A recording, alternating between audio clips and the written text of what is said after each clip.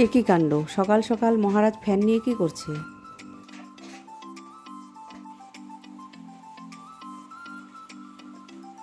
আগুন বেরোচ্ছে, এই জন্যই তুই সারা রাত ঘুমাস নাই। ফ্যান দিয়ে আগুন ছিটকাচ্ছিল, সেই কারণে আমার বোন সারা রাত ঘুমাতে পারেনি ভয়ে। আজকে আবার সকালে বৃষ্টি, যেই সেই আবার লেট হয়ে গেল ঘুম থেকে উঠতে। তো মহারাজ বেরিয়ে যাবে, তো ওকে আগে এক কাপ চা করে দিয়ে নিলাম।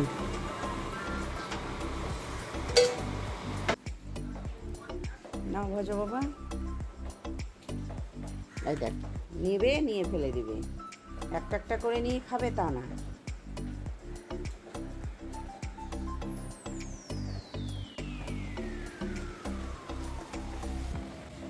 মহারাজের আজকে অনেক লেট হয়ে গেল, এই বৃষ্টি না অনেক লেট করে দেয়। টিপ টিপ বৃষ্টি পড়ছে, আজকে মনে হয় সারাদিন বৃষ্টি হবে।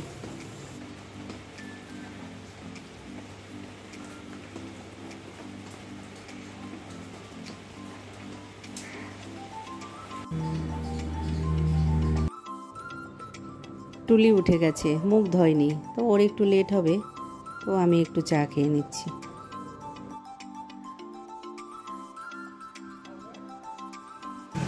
আমি যাচ্ছি মার্কেটে ফুল আনতে, তো দুদিন মাসি আসবে না বলেছে, তো সে কারণে একটু যাই ফুল নিয়ে আসি।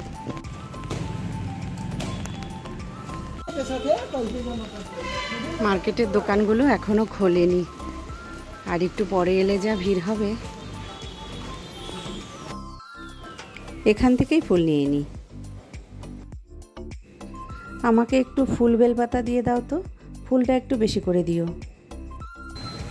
অনেকটা ফুল দিয়েছে। লাল ব্যাগটার দাম কত গো? টিফিন নিতে সুবিধা হবে, এটাই দিয়ে দাও। বাজার থেকে বাড়ি চলে এলাম।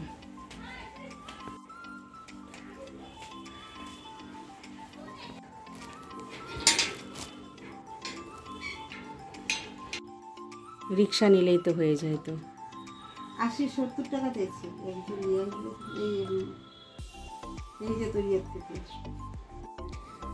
বাজার থেকে এসে দু বোনে মিলে আড্ডা দিচ্ছি। মেয়ের আবার খুব টেনশান, জিজ্ঞাসা করলো তোর কথা, আমি বললাম একদম ভালো আছে, ঠিকঠাক আছে।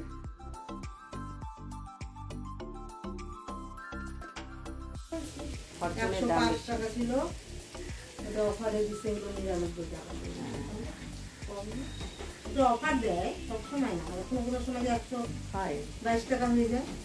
122 টাকা।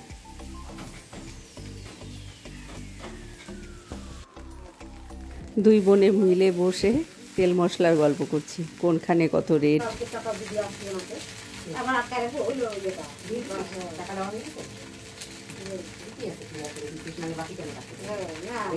চলে আসবি আমার বাকি দেখা ঝামেলা। 500 টাকা দিলাম না, 5 দিন 5 দিনে তো 500 টাকা লাগবে। হ্যাঁ, এখন আজকে থেকে বেশি লাগবে, আজকে থেকে 150 টাকা তো বলছে। যখন 150 টাকা বেশি কম করে দিই না, তাহলে কম করা যাবে। 200 টাকা বলছিল, ওখানে 150 টাকা অনেক লাগে। এদিকে দু বোনে মিলে বসে গল্প করতে করতে আমার ভাত ভাজা হয়ে গেল।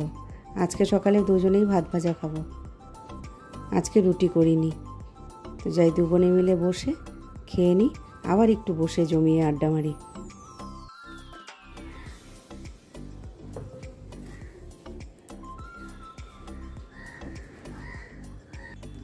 আমাদের সকালে খাওয়া দাওয়া হয়ে গেল, তো এখন দুপুরে ভাত বসিয়ে দিলাম। আর এখানে মাছ এনেছে, এখন এই মাছটা কেটে নেব।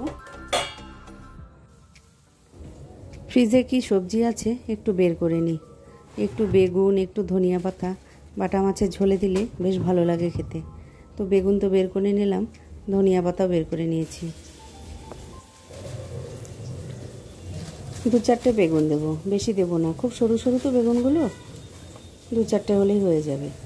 আর ধনিয়া পাতা 2-1টা বাটি দিয়ে দিব নামানোর সময়।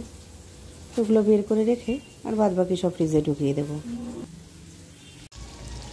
মাছ কেটে ধুয়ে ভাজাও বসিয়ে দিয়েছি।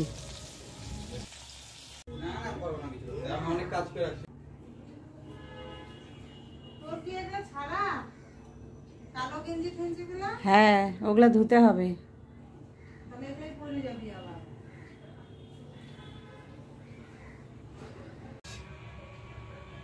বাটা মাছ আজকে দুপুরের মেনু, বাটা মাছ, ভাত, এটা কি চিচিঙ্গা ভাজা।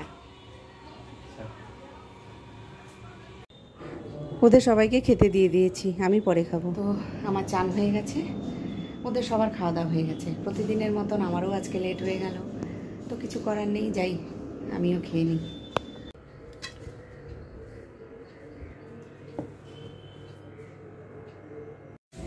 দুপুরে খাওয়া দাওয়ার পরে একটু রেস্ট করছিলাম, এখন একটু চা করে নিই। আমি আর টুলি দুজনে খেয়ে নেব, এখন তো আর বাড়িতে কেউ নেই, আমি আর ও।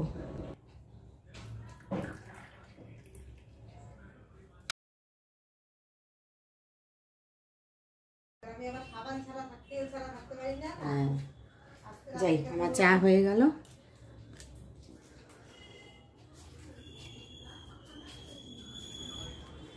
জল আনিস এক বোতল। হ্যাঁ, চল আগে চাটা খায় নি।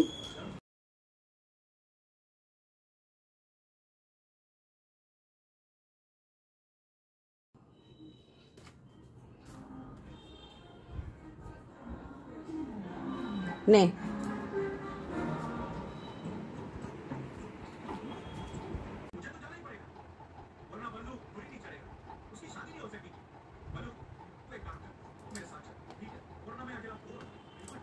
ও বিয়ে বাড়িতে স্টিলের ড্রামগুলো দিছে, গিফট দেওয়া হয়ে গেছে।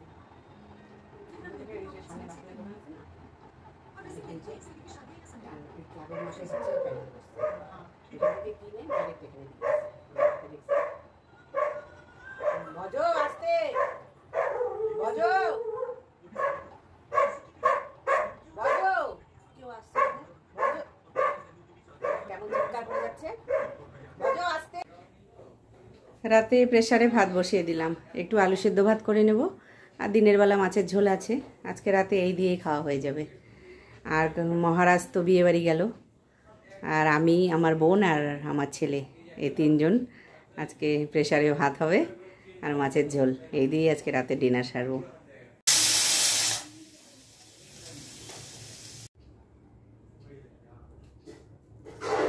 প্রেসারের ভাত হয়ে গেছে, এখন ছেলেকে একটু আলু সেদ্ধ ঘি দিয়ে মেখে দিই, ও আবার ঘি আলু সেদ্ধ দিয়ে গরম ভাত খেতে খুব ভালোবাসে। খাওয়া যাচ্ছে মাছের ঝোল দিয়ে? খুব ভালো হয়েছে, মাছের ঝোলটাও ভালো হয়েছে, আর ভাতটা খুব সুন্দর হয়েছে রে। তাই না? বললাম না নরম কেন হবে। আমাদের সবার খাওয়া দাওয়া হয়ে গেছে। মহারাজ তো বিয়ে বাড়ি গেছিল, আমাদের সবার নেমন্তন্ন ছিল, কিন্তু ইচ্ছে করছিল না, বৃষ্টি পড়ছিল তো। তো যাই হোক, আমাদের খাওয়া দাওয়া হয়ে গেছে, সবারই বাড়িতে খেয়ে নিলাম, আমরা আনন্দ করলাম বাড়িতেই। তো আজকের ভিডিওটা এই পর্যন্তই। ভালো থাকবেন, সুস্থ থাকবেন, দেখা হবে পরের ভিডিওতে, ততক্ষণের জন্য